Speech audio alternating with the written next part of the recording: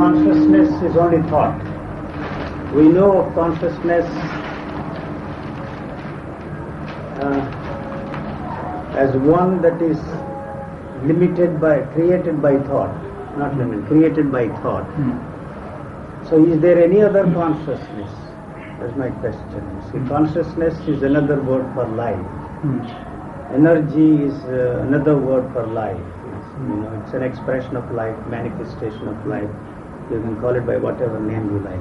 What people mean and what do you mean when you use the word consciousness? When I use the word consciousness, I mean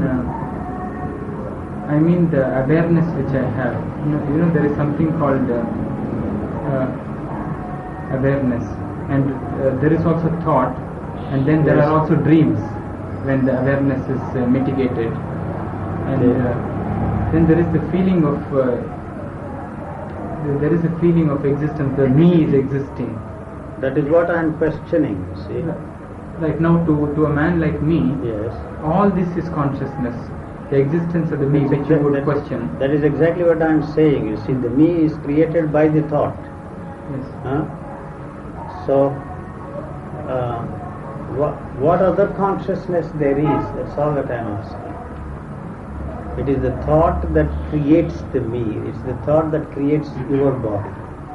It's the thought that creates the world around you. So if you ask the question, what is the thought? You have no way of finding out anything about thought except what you know of thought. So because you cannot separate yourself from thought and look at thought and say this is thought. So if somebody asks a question, what is thought? I want to know, understand, look at thought. It is not possible for you to separate yourself from thought except through another thought. That is all that is there. Right. So you cannot separate yourself from thought. So since you cannot separate yourself from thought, there is no way of looking at thought and saying that that is thought. So whatever you say of thought is what you know of thought. What is put in into our head. You see, is all that comes into your head. When I don't like to use the word mind because it's a loaded word. So, what is thought? The question first, is thought born out of thought? What is thought? The very question itself is born out of thought. And any answer you have or any answer anybody gives you is also born out of thought. That is all that is there. What is thought is itself thought. So, the answer to that question is something which you cannot by yourself discover except through the help of the answers given by others. So what is there is only the answers given by others which you have accepted as true and valid and workable and functional and say that it's thought. You see. So the me or the I or whatever you want to call it is also created by thought. The body you experience is also created by thought. You cannot experience your own body except through the help of thought. The sensory perceptions are there. So you translate those sensory perceptions and then create, you see, a form there. Otherwise you have no way of experiencing your body at all. So even the body does not exist except as a thought. So first there is one thought and everything else is in relationship with that thought. So what I am suggesting is that anything you experience based on that single thought is an illusion. So to me the awareness is a very mysterious word. So the animals have this awareness, So the awareness is not a divided state. There are no two things. It is not that you are aware of something, but the awareness is the activity of the brain. Just the way you see the bile is the byproduct of the liver, and pancreas creates pancreatic juice. In exactly the same way, the activity of the brain is awareness. So the animals have this awareness. the humans have this awareness, but that awareness is something which cannot be used to change anything, to bring about a change either in you or in the world around you. So to me, the whole talk of awareness as an instrument to bring about a change either in you or in the world around is totally wrong. So the psychologists are responsible for that kind of a thing, and they have created this mess for us. You see, it has gone on for 100 years, so we are not able to extricate ourselves from the stranglehold of the Freudian rubbish, so which is of course nothing but a dialectical thinking. So what exactly do you mean by consciousness? What people mean when they use the word consciousness? So, yes, you become conscious of things out there and also become conscious of things in here only through thought. Would this thought in a human being mean merely language? No, action. Thought is action.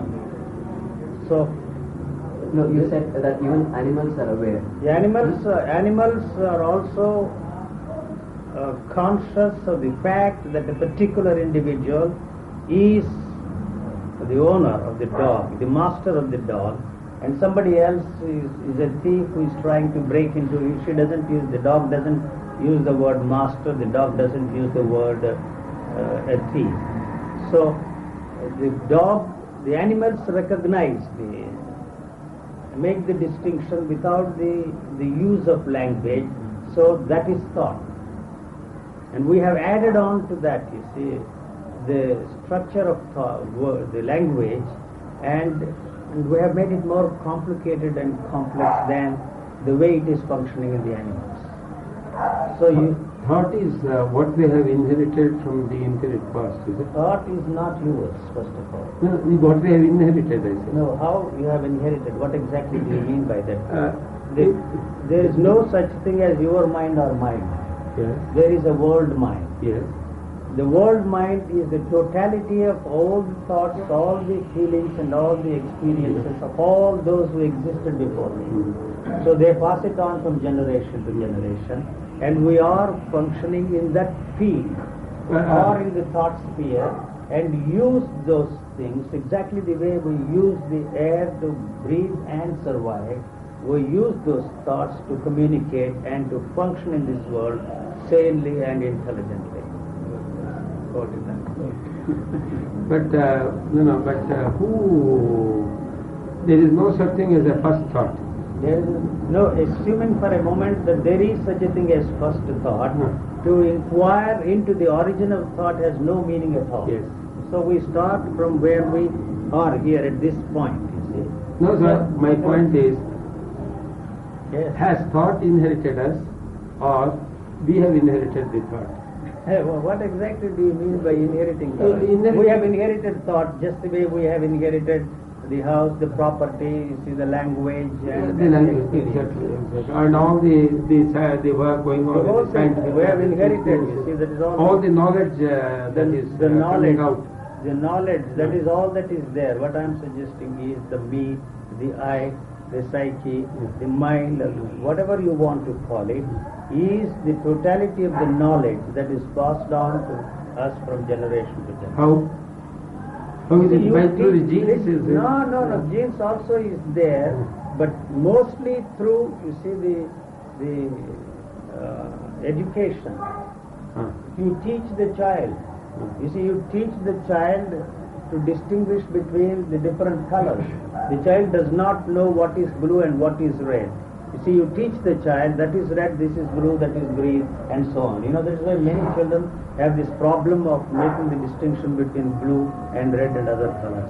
So everything is taught to the children, and they also imitate the gestures, the manners, you know. The gestures of all the Italians are the same. The gestures of the French people, the French gestures of the Indians, the gestures of the British, the gestures of the Americans. It is like you see a language. You know, we make gestures because we feel that we are not adequately expressing ourselves, communicating ourselves through this inadequate thing called language. So that's why you use gestures. You see, first we started with gestures, and later on we added this language. You know, but language is in itself still inadequate. Although we have millions of words now, not thousands, millions, we still feel that we are not able to communicate or express ourselves adequately. So we use these gestures to supplement this, the attempt on the part of us to communicate to somebody. So we really don't know a damn thing about thought. But yet there are some fields which are away from the realm of thought. Is there nothing which is for instance, your breathing. Nobody, I don't ask my child, how do you breathe? No, the moment you ask the child uses the thought and tells you this is the way I am breathing, this is breath. You see, you become conscious of the fact for the first time that you are breathing only when you use thought. Otherwise you don't even know that you are breathing. In exactly the same way, you don't even know that you are using the thoughts when you are not using the thoughts for some purpose of understanding something, either out there or in, or you do something to achieve something, to attain something, to accomplish something. That is an instrument which we use to attain something. Otherwise, you see, thought has no value. But thought is not separate from the movement of life. Thought is action, you know. So you cannot act without thought.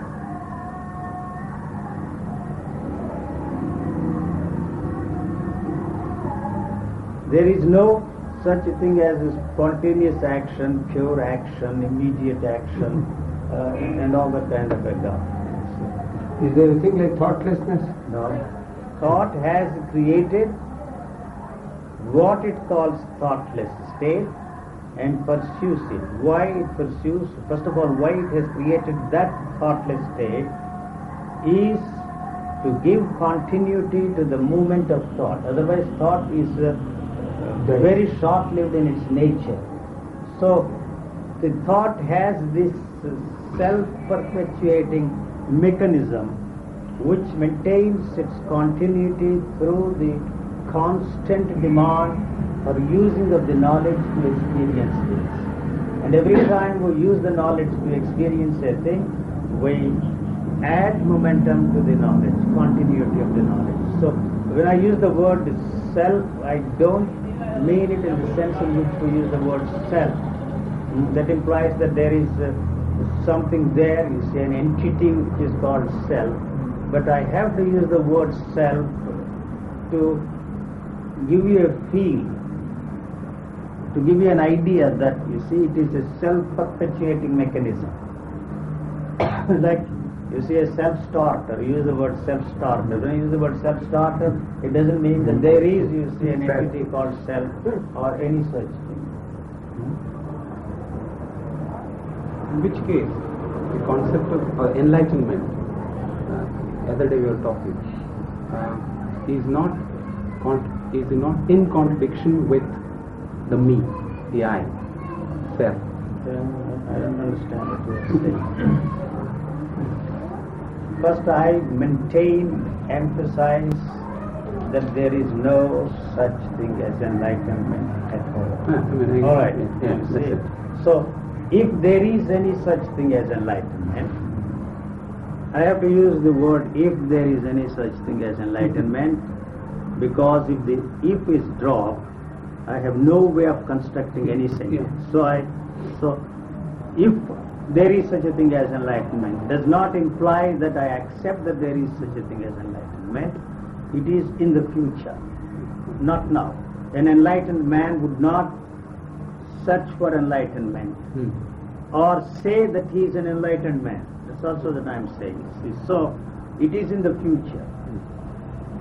The instrument that I am using to get enlightened is the past. So there, I am not enlightened. No. If I were an enlightened man, I wouldn't be searching for enlightenment. So, is there any such thing as present? Is there any such thing as now? I say no. There is no present and there is no now. So this is the present moment. Here you and I are sitting. I am trying to express something, communicate to you something, to give you a feel about what I am trying to put across through the use of the language. The language is the past. So the past is in operation. So if I recognize you as a man and tell you that you are a man and not a woman, that means the past is in operation. So I am using the instrument which has only past and no present at all, and much less the future. So first of all I must create, you see, the present. The present cannot come into being unless the past is absent.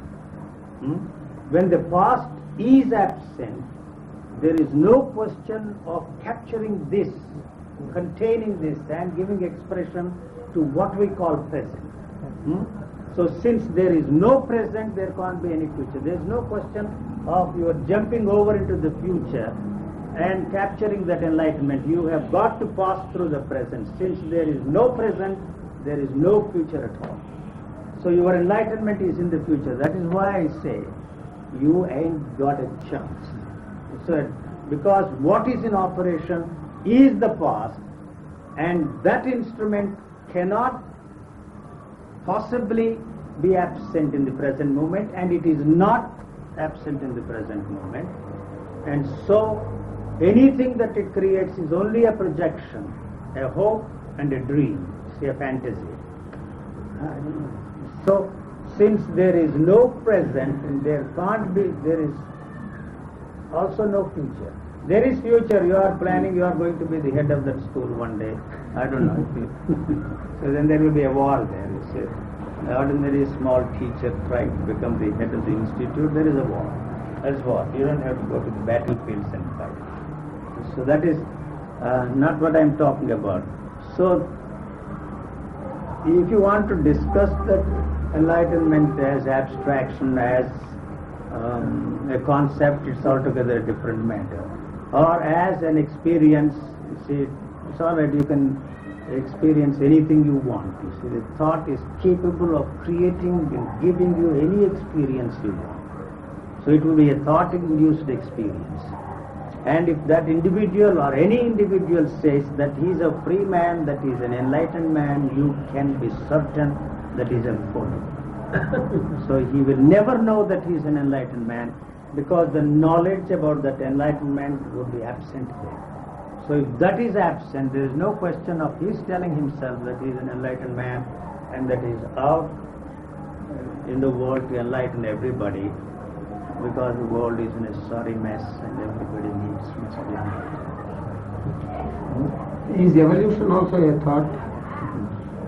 You see, evolution, what exactly do you mean by evolution of thought is there? Not your thought and my thought, you see. You know? There is an evolution of the world thought? Sure. You see, the simple thing has become very complex and complicated.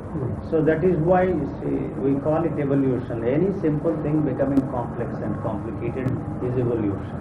So the human body also, you see, has come into being through a series of evolutionary movements, and also you see the quantum gems, or whatever you want to call, mutations.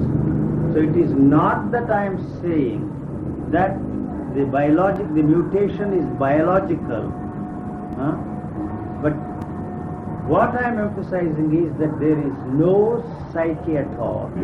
And to talk of the evolution of psyche or bringing about a mutation within the framework of psyche has no meaning. The individual psyche. The individual psyche.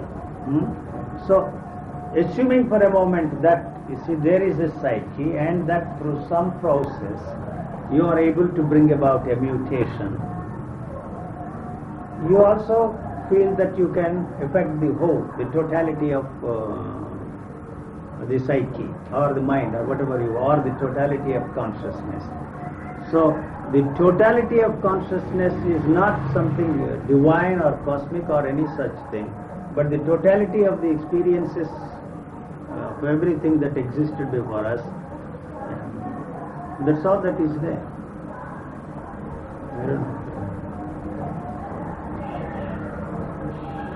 See, the instrument which you are using has come into being in the course of time. You see. Not only the movement of thought from the beginnings, also your thought, the particular field of thought in which you are functioning, also has taken time. So it cannot conceive of the possibility of anything happening outside the field of time. So it creates what it calls the timeless, and pursues the timeless, and in this process it is gathering lot of insights, and every insight gives you a new experience, and through these experiences it makes it possible for the time to continue, you know. So if that movement is not there, the time is not there. So the idea of enlightenment, transformation, radical or otherwise, mutation, God knows what fancy phrases you want to use, can never be in time. So if the time is not there, I'm not discussing metaphysics, you see. Please don't get me wrong, this is not metaphysics that I'm discussing. So the moment the thought is born, the time is there. So the thought is time. Thought is time, thought is in time. Thought itself is time, not in time, you see. So then it creates the space and puts that enlightenment out there and pursues it.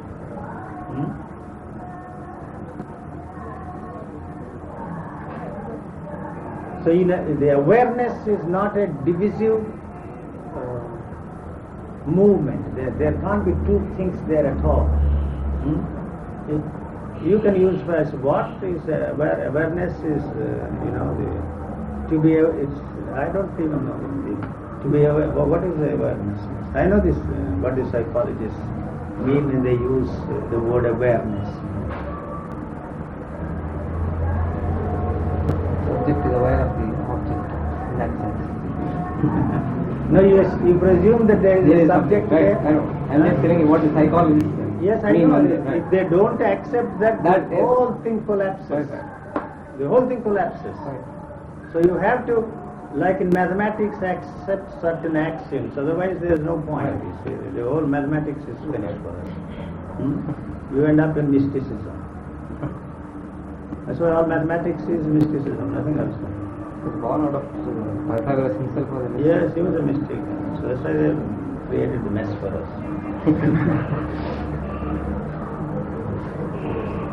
It was a great joke of Pythagoras.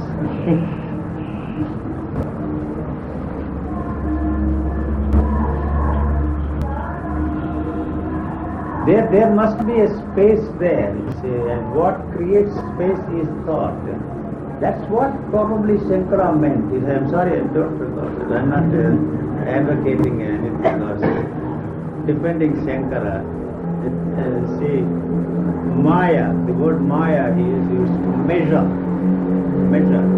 So there must be a point here. Only in relation to that point you can measure things. So, since this point is illusory, anything you experience in the field of experience, which is in the field of measurements, is an illusion. I don't think he said that the whole world is an illusion, and that joker, what was his name? Appearance and Reality, he wrote that book. Bradley. He just gone and said, he is this illusion, you see. He didn't understand what he meant by the word illusion. So to translate Maya into illusion has no meaning, you see, to measure. So there must be a point here to measure anything, see. So the moment the thought is born, it creates a space there, and puts that there. You see, your enlightenment, transformation. So if this is not there, there is no transformation, there is no enlightenment, there is nothing there. You see, there is nothing to be transformed. That's exactly what I'm trying to put across. What is there to be transformed?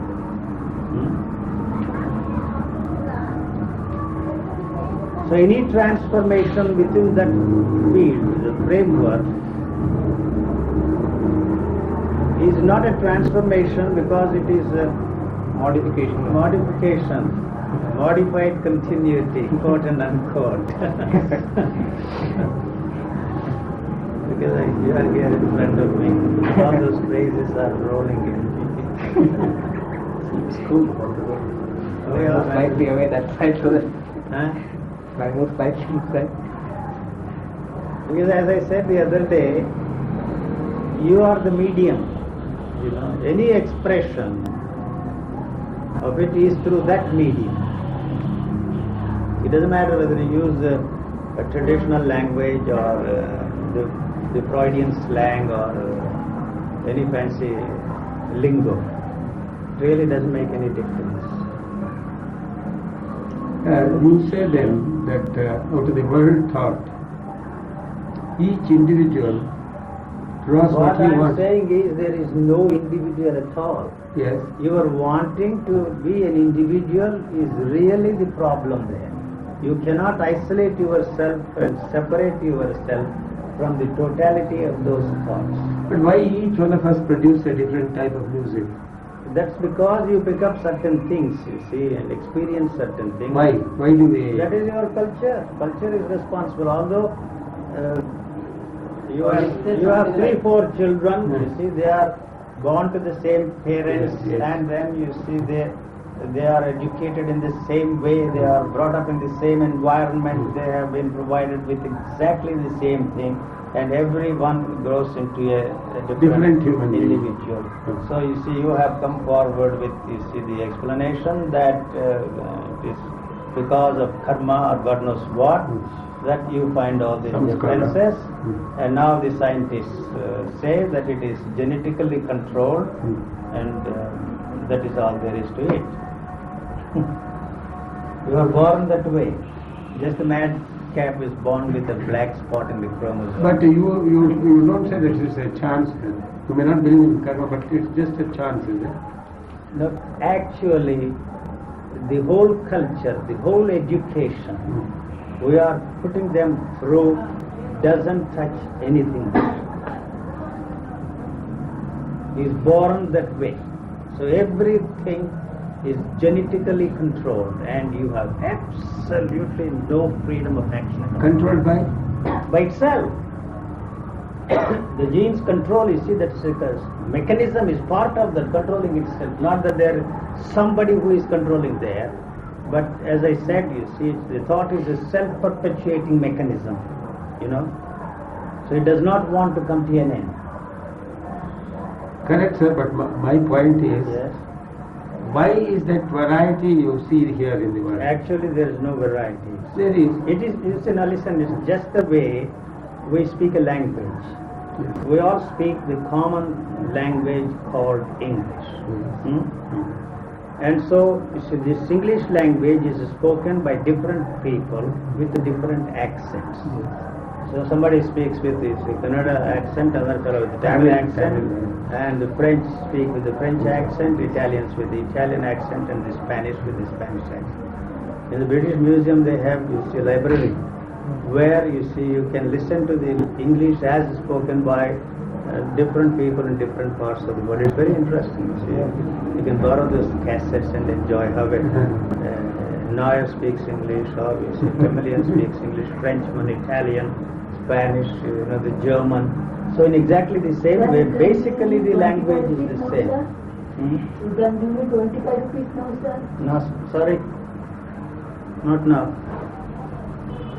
And you see, actually there is no such thing as language at all, if I may suggest. Even that is an acquired thing, you see. It's noise, we are all making noise. We have been taught how to space the notes, different notes, and use a particular tune. So if you know how to space the different notes and use a particular tune, then you see it is English, you see. Change that and then use a different tune, it is Italian, Spanish, like that. Otherwise all languages sound exactly the same. It's pure noise, nothing but noise. There is absolutely no difference between this chappie talking here and the dog that is barking there. So one day we will all learn, you see, how they are communicating, you see, through the bark. They communicate through barking, we communicate through This noise which we call English, Tamil, Kannada, and music is exactly the same. There is nothing marvelous about that music. Music also is the same. Yes. That's also noise. So we acquire the taste to appreciate that music, and we have been brainwashed for centuries. But the attitudes in each one is different. That's what I'm saying. You are born that way. You are born Why? that way. I am born with Why? See, the question has no meaning. You are born with, I don't know what kind of eyes you have. You see, no two faces are the same. If you very closely observe, no two leaves are the same. I did botany, I don't know why. Well, I don't know, I tossed a coin and said, you see, some subject, you see. I don't remember, I studied 250 natural orders. I don't even know the names of the flowers. When I was asked to look at the flower, I wondered to which order does it belong. That's all that I knew about the flower. So then I realized what is this ridiculous, idiotic thing to look at the flower is. How can you look at the flower is? And it's not possible. So you throw in the towel. And then you go and want to listen to the river, listen. Or watch the cloud. Same.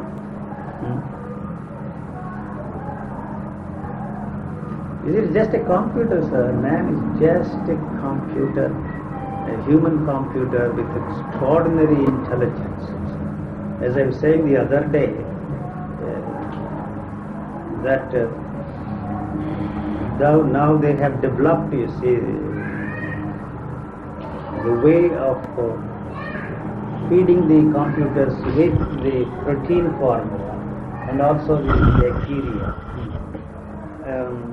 And they are going to function just like human beings. And then they have these self-correcting mechanisms also. Now they have memory, thinking. So they are going to tell us, you see, man no doubt is so proud that he has created all, invented all these things. But before long they are going to tell the man, you see, don't feed me with this false information. Just to get it. So whatever comes out of you is what you feed that machine with. Nothing else. Who feeds the machine? You, your culture, your society. The society has created you and me so that the society can maintain its status quo. The society does not want any change at all. You know. So in our turn we contribute what the society expects from us, because it is that society that has created me. Maintain the continuity of this society. Society does not want change at all, nor do you want change. Change always for the better, that is understood.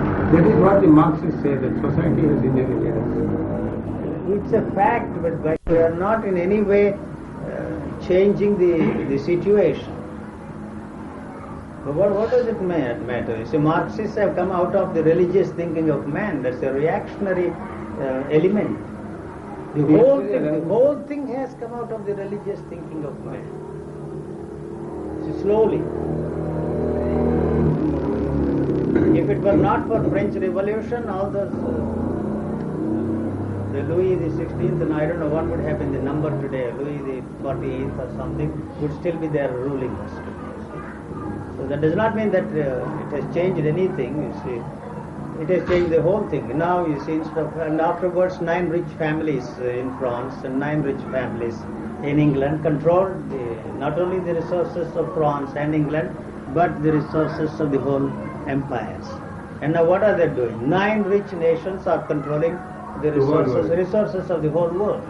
It is the same story, whether it is 9 individuals or 9 kings or 9 families, rich families, or 9 nations, industrial nations, controlling the resources of the world. It is just the same. What is the difference?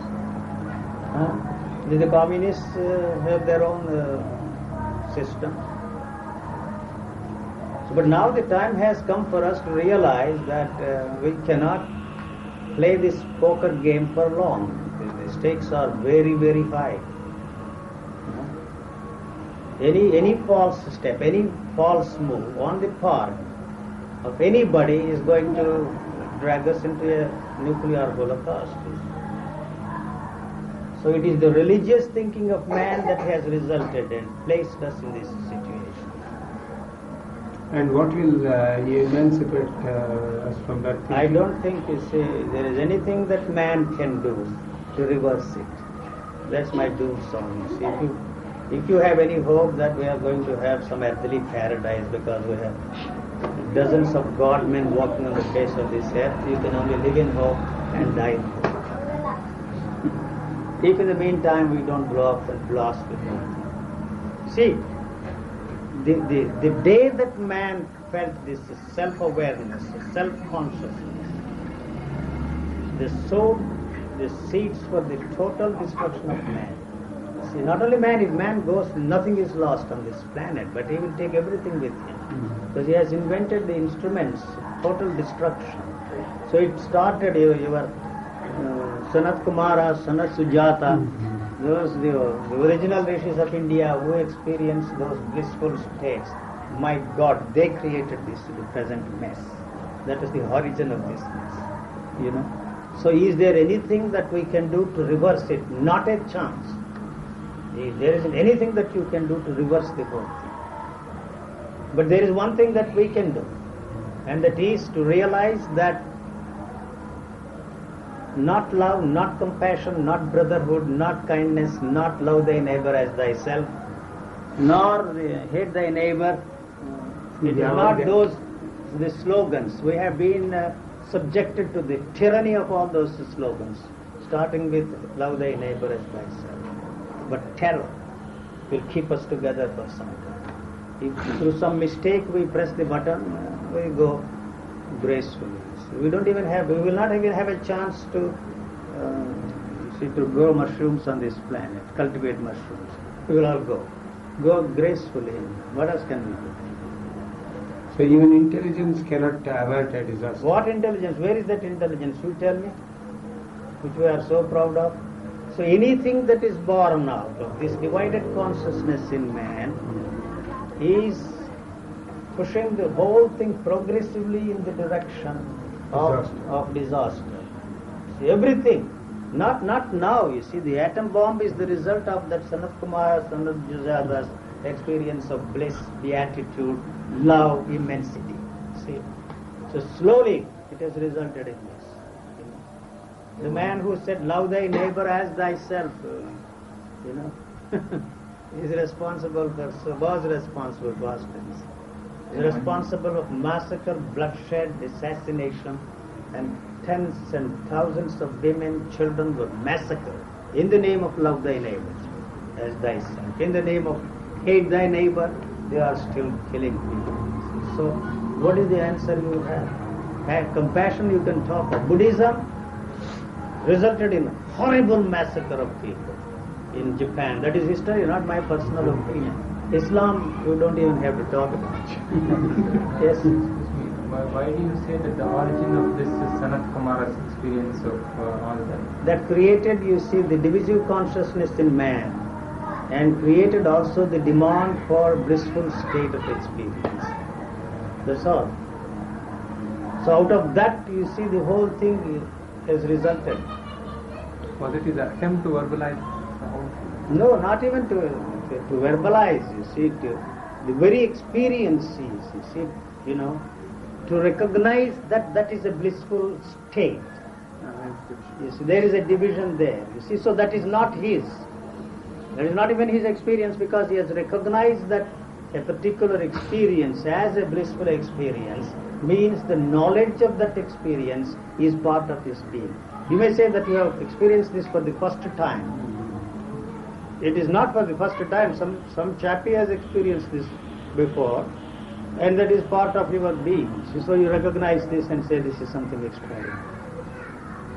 So the love and hate are the kissing cousins.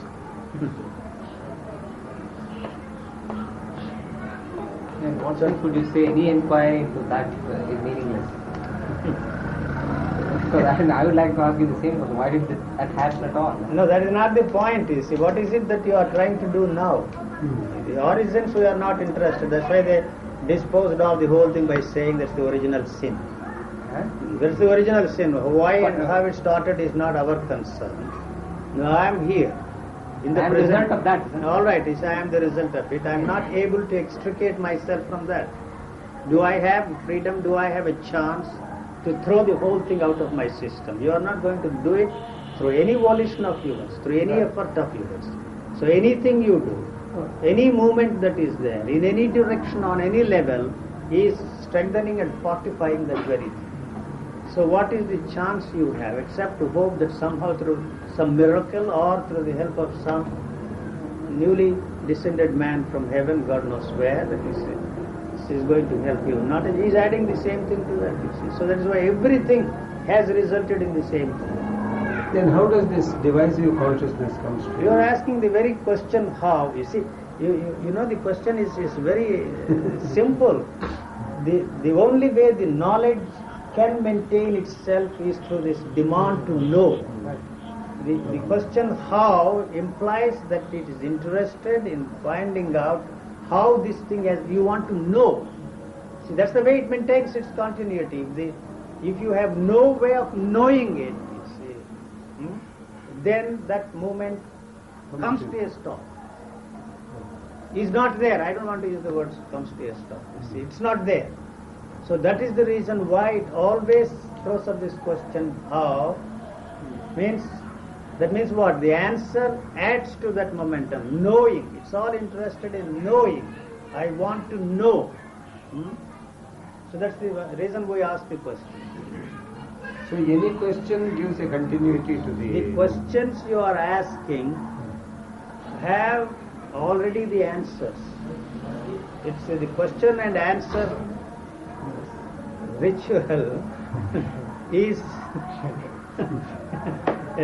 a silly thing because you are asking questions for which you already have answers. The answers are the totality of the knowledge that is passed on to us from generation to generation. This is all that I am saying. Why it is asking the questions is to maintain the continuity of that. That's the trick that it has. So any answer you get from anybody is not the answer because the question is already there. This is all that I am emphasizing. So there is no questioner who is asking the question. The totality of the answers that are passed on to us is the one that is formulating this question. Like you see a mathematics teacher who is formulating a problem, mathematical problem, and gives it to you to solve it, but he has formulated from the answer he already has. He knows the answer. So I always did that, you see. I discovered this trick of our mathematics teachers. First looked at the answer and then worked it out backwards. So that is, you see, it is not interested in any answer. The answer to that question should put an end to the question. So if it puts an end to the question, it is putting an end to the answers that you already have. It blows up the whole thing.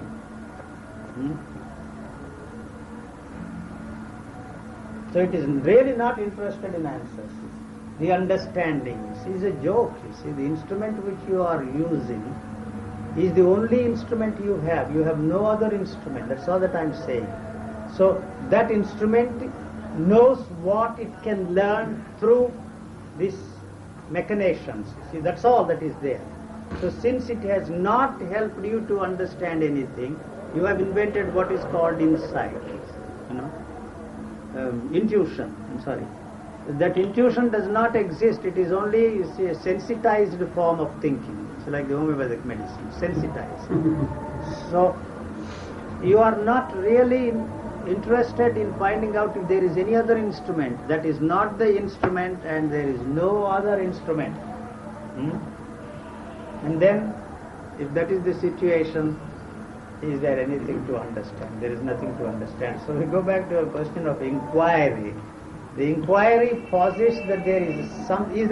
Is it possible to inquire without, you see, any idea of finding out or understanding? What for do we want to inquire? I don't know. That is the trick of the the one who is indulging in this inquiry. So this inquiry gives you certain insights, and every insight is strengthening and fortifying the Process of the process of inquiry. So when is that going to end? Like using one thorn in our religious scriptures, you have that simile, using a thorn to remove the other thorn, you get stuck with two thorns. That's all. The hope is there. Somehow you are going to remove the other thing. The inquiry can definitely, if one goes very carefully, slowly, sanely, intelligently, logically, rationally. All right. It can show me the limits of can it not show me the limits of thought? What? The very nature of inquiry is absurd. That's all that I am saying. The demand for inquiry is to maintain the continuity of the one who does not exist, you see, who you think exists, the inquirer. So this is the only way. The time, as I said, the time has invented this timeless and pursues what it calls timeless, and in this process it is gathering a lot of experiences of what it calls timeless. So if there is no such thing as the timeless, the time cannot stay there. It is related to that always. The thoughtless state, the timeless state, the beyond, I don't know.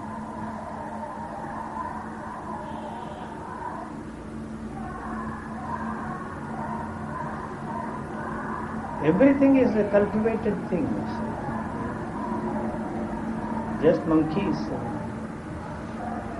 imitate so well. And now you see the machines are all doing tremendous thinking. You see, they are no match to that. They are going to take over. And then that probably will be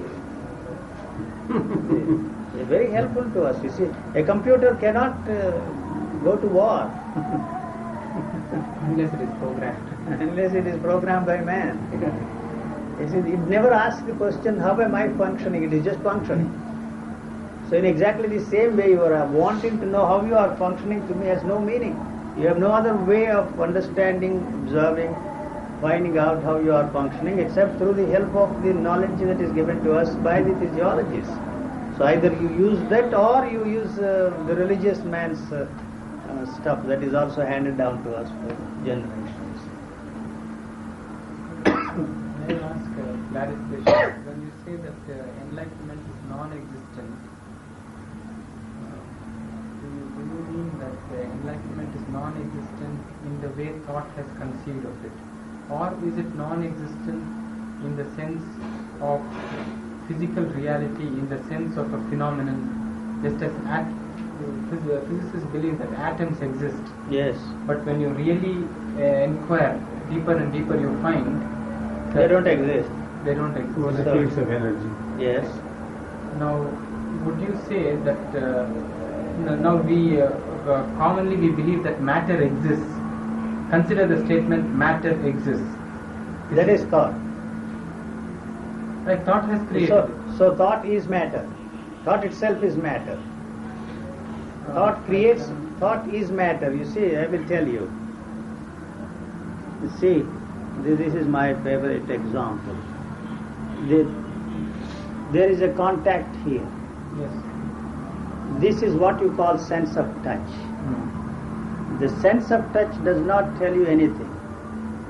So only when the thought interferes and creates a space here between these two, then you see it creates matter here and says that this is hard, not soft. You know? So if the thought is not there, there is no separation, and the energy that is here is also here, you see. So you can't say where actually the energy is. So it is the thought that has created the matter and says that this is hot. You see, you can also, the logical mind always asks the question, try and pierce through this. You see, just the way you pierce through this, that's a logical question that you are asking. But actually and factually, you have no way of separating yourself from this contact. If there is no division between these two, in that sense, thought is matter. So when thought is not there, or if the thought is not used to maintain its continuity, the thought burns itself out, and in this process of burning, what is there is energy. So it is a continuous movement. So the thought is there, and when the thought is born, it burns itself out, and then what is there is energy. So you cannot really separate thought from life. It is one continuous movement. But thought is necessary for the purpose of the survival of this living organism. Otherwise there wouldn't be any action. And also to reproduce one like this. Why it should reproduce one like that means that is its nature. It has to. That's the only way it can maintain its continuity of life. So if the thought is used for any other purpose, it becomes self-destructive. Sorry. I want to know, I can agree that thought has created the notion of matter. All we know is the notion of matter. The matter itself is a notion, right? It's a concept, an idea. Right. Now thought has created it. The thought has created for you Right. what is called matter. If the thought is not there, Right. what is there? What does this contact say? It doesn't say anything to you. Yes. You have no way of translating this. Right. Unfortunately, the thought is always there. The moment you touch Right. it, is say Yes. it is hot and this is a song. Yes. So in that sense, thought is matter. Okay. But since thought maintains its continuity Yes. through this constant demand for experiencing all the time, it cannot dissolve itself into energy. It is born out of energy, and since it cannot maintain its continuity, something has to happen to that matter, so it burns itself out. And then again you see its energy there. If you don't use thought, Yes. what happens to that thought? Something has to happen to that thought, you see. To be there as energy. The thought is action. Yes. You see, thought is there because of the demand for some action. And that action that this mechanism interested in is to survive. It has no other purpose. So it tells you that you are hungry. It tells you that you are thirsty. Whether you use the word or not, it is not important. The animal goes just there and drinks. So that is what I mean by thought. In addition to that, you see, we have added on this whole business of the language. Right. So the action is complete there. Complete. You may take some time to go to the well and draw the water and quench your thirst, or go there and buy some Pepsi-Cola or Coca-Cola and quench your thirst. But the action is complete.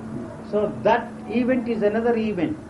These two are independent events. The demand for quenching your thirst or satisfying your anger is one event, and this quenching your thirst or satisfying your hunger is another event. So it is your logical thinking that establishes these 2 points and says that this is the cause and that is the result.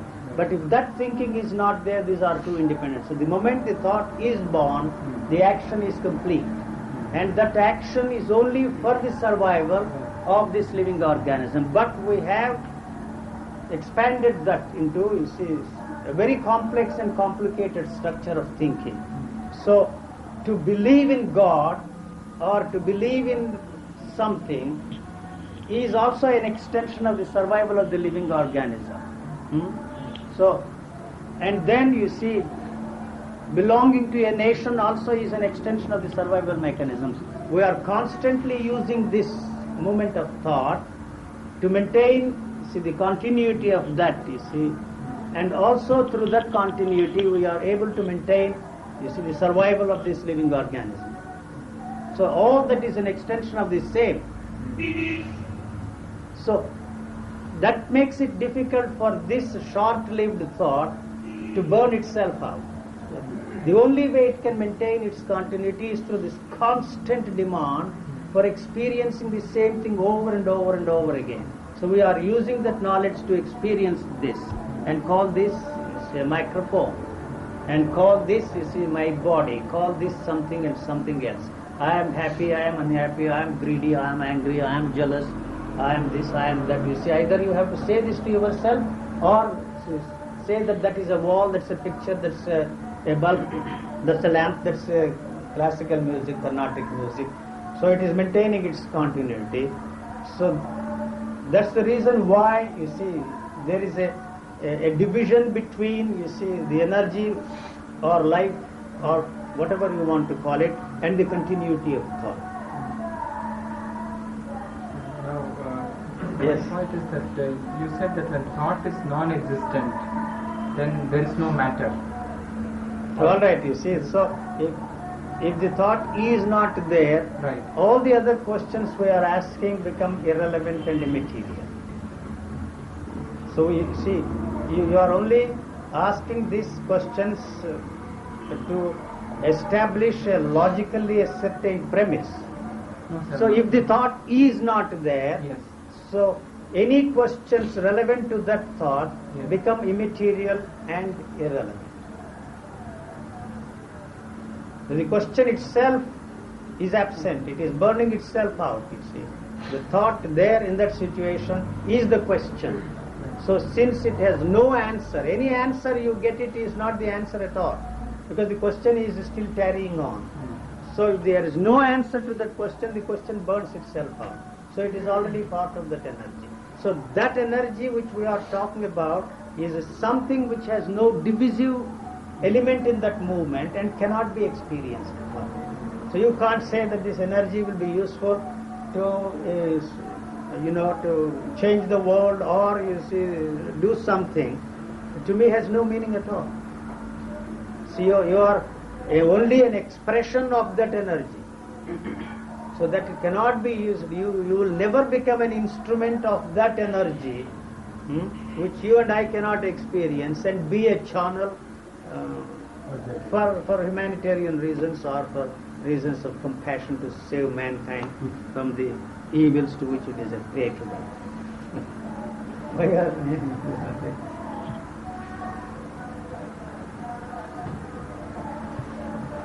Sir, what you call really an ego is thought in a human body, The continuity of thought in the human body. is ego. Ego. So to me there is no such thing as ego. What is ego? You see, wanting to be free from ego is the movement of ego. That's the most egoistic thing that you can ever indulge in. It is that which gives continuity to the ego. To the non-existing thing. First you create an ego, and then you see you want to be free from that ego for whatever reason, and that's the most egoistic thing that you can indulge in. That's all. So since there is no self, to talk of self-knowledge, self-knowing from moment to moment, all that is balderdash. It's a ritual. Why you are laughing? You are laughing too. Because I see the glee on your face.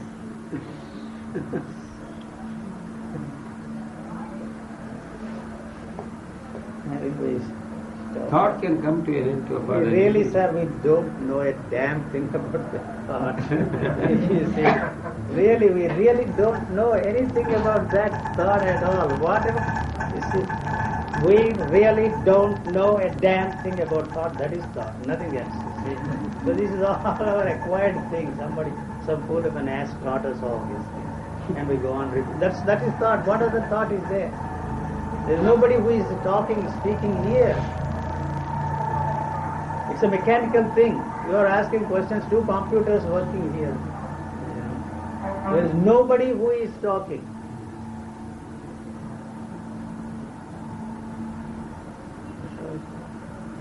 I can go on. I can go on.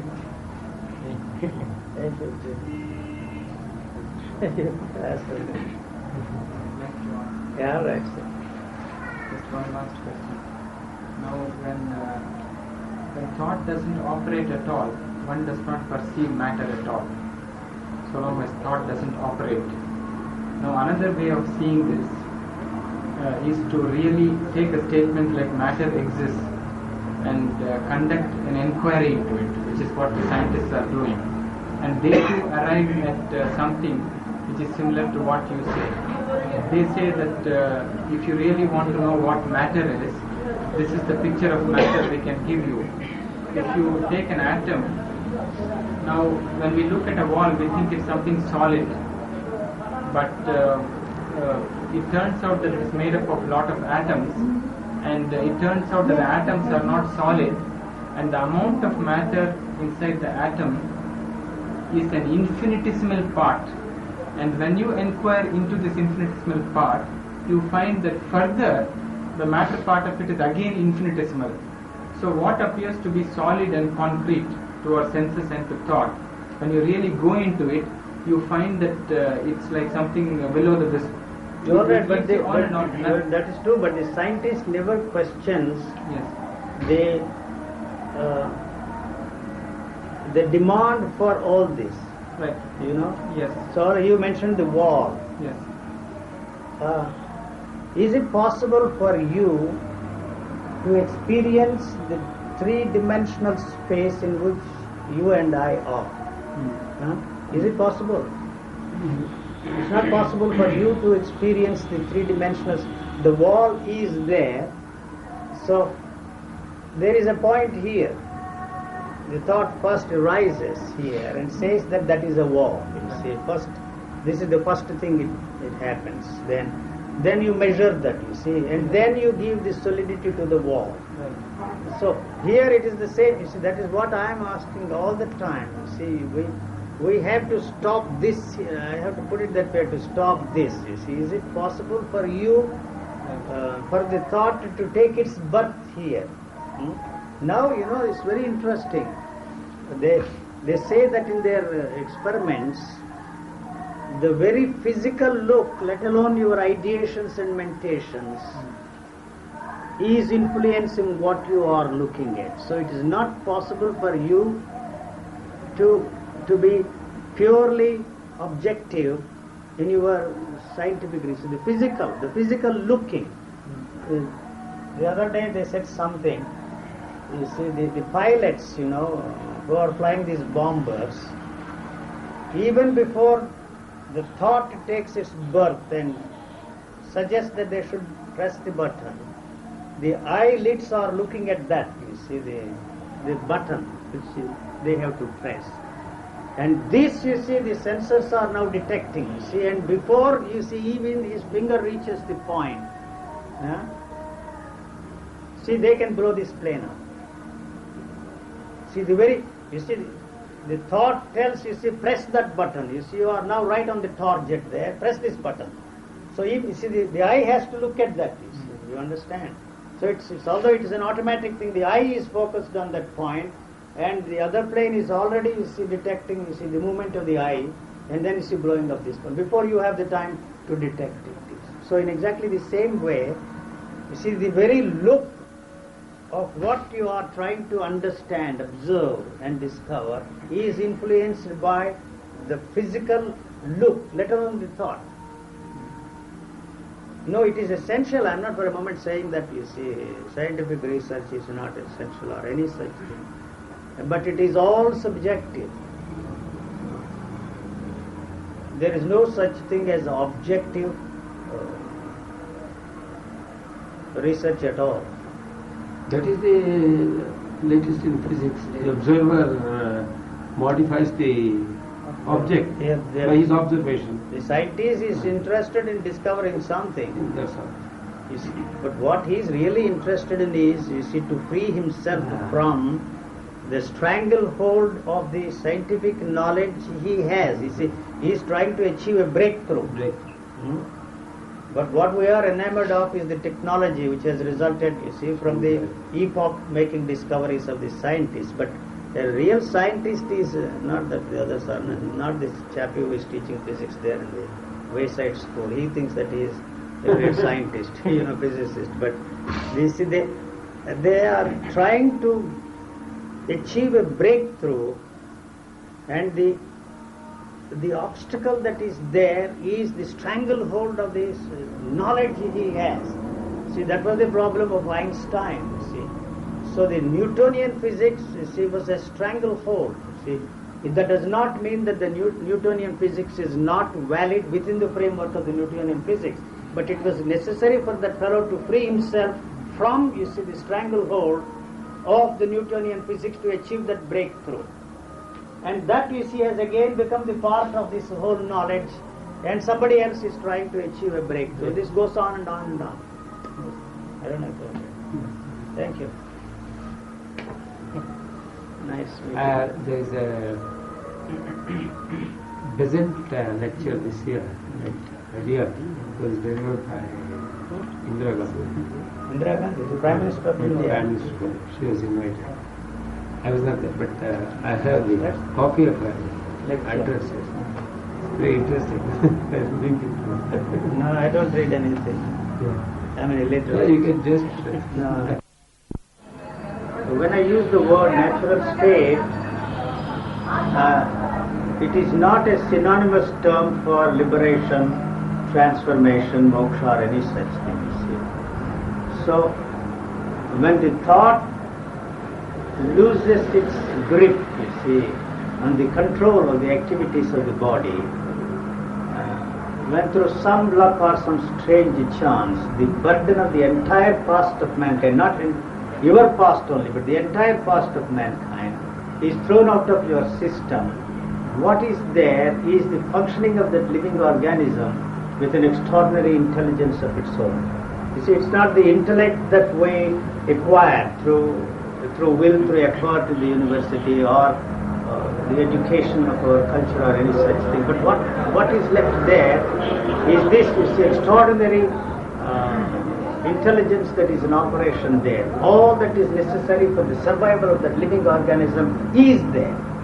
You know, anything that is essential for us to learn is not through will, not through effort, not through anything, but it's a sort of a subliminal way that living organism acquires all that is essential for the survival of that living organism. So how that body functions is all that I am describing. How the sensitivity of the sensory perceptions function at their peak capacity is all that I am pointing. So it has no answers for your day-to-day problems, but the day-to-day problems have their own solutions. So when once the energy that is put into this tremendous search, whatever is the nature of your search, is released, all that is energy is available for us to solve these day-to-day problems. You see, they cease to be problems. We are only interested in solutions, actually not the problems. What is the problem? See, we really don't know what the problem is. So it is the solutions that have been offered to us is the problem. You see, they are not the solutions. If they were the solutions, the problem wouldn't be there. And if there is no solution, the problem wouldn't be there either. You see, what actually is the problem? You see, I don't know. I can make myself clear. So what is the problem? Also the questions we ask. The questions you are asking have their own answers. You see. We are asking questions for which we already have answers. Otherwise there are no questions at all. I don't have any questions except the questions I need to ask to function in this world intelligently and sanely. So we have to accept the reality of the world as it is imposed on us. Otherwise we end up in the lunatic, this mental hospital. We have to accept that.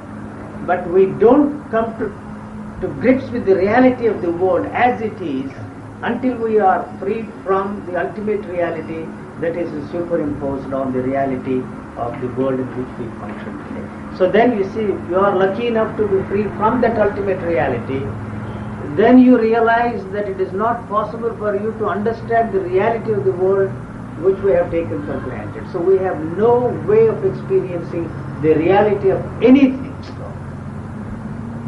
I don't know if I make myself clear.